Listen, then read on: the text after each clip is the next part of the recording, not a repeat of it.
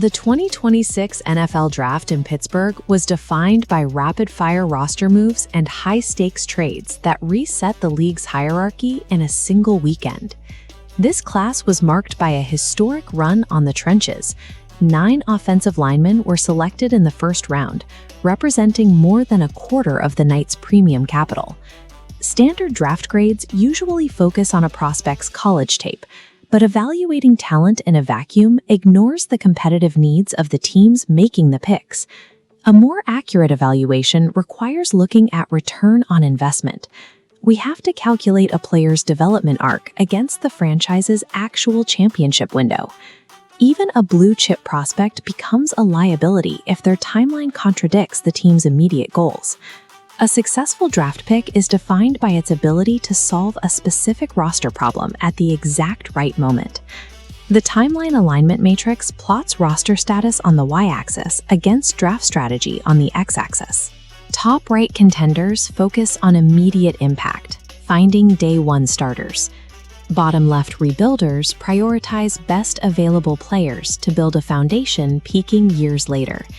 Timeline misalignment occurs when front offices buy assets that do not match their roster's competitive stage.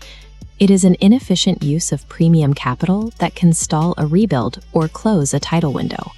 Success in the 2026 class depends on perfect timeline alignment, a precision match between a front office's strategy and their roster's competitive window.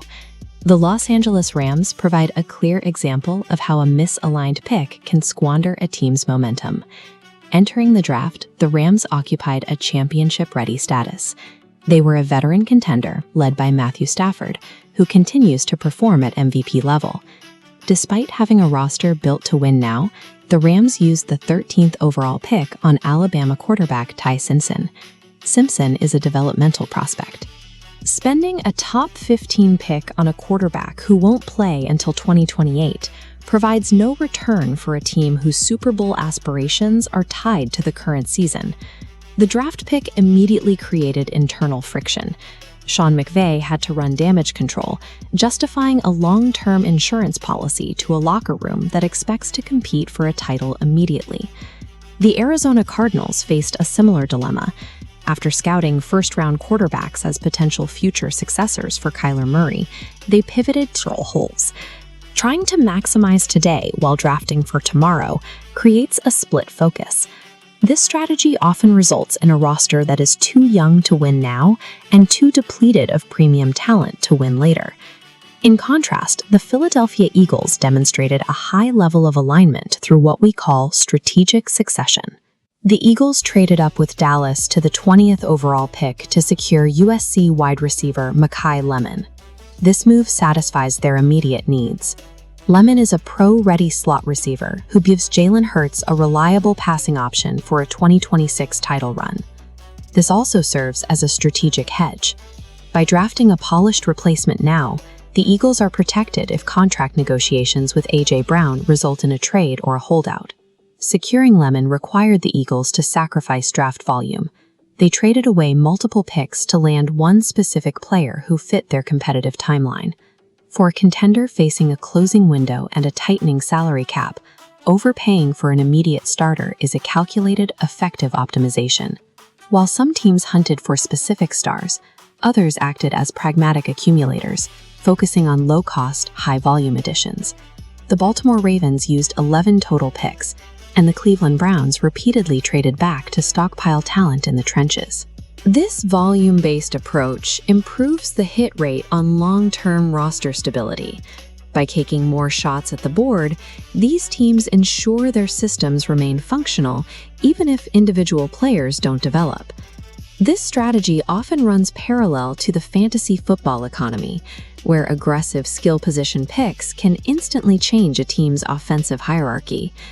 Rookies like Carnell Tate in Tennessee and Jeremiah Love in Atlanta were drafted to displace established veterans and immediately claim the majority of their team's targets and touches. Volume investments in the offensive line provide the structural longevity that high-profile skill position picks eventually rely on to produce. The 2026 draft was a test of how well front offices understood their own competitive reality. The Insight Scorecard groups teams into 3 grades based on alignment with their title window. The timeline-aligned A tier, like the Eagles and Jets, acquired specific players to compete now. The value accumulator B tier, like the Ravens and Browns, focused on structural volume for long-term health. The teams at the bottom of the scorecard fundamentally misread their own championship viability. They spent resources on futures they won't be around to see, or reached for positions they didn't need. Evaluating a front office requires looking past the excitement of the draft itself.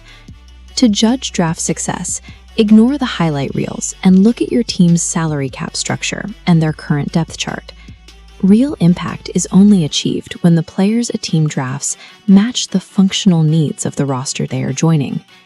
Organizational self-awareness serves as the final deciding factor in draft success, turning raw prospects into the specific assets